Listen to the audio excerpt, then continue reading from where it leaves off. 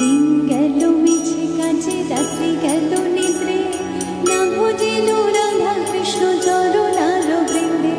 কৃষ্ণ ভজিবার তরে সংসারে আইল, মিছে মায়ার বদ্ধ হয়ে বৃক্ষ সম হইল।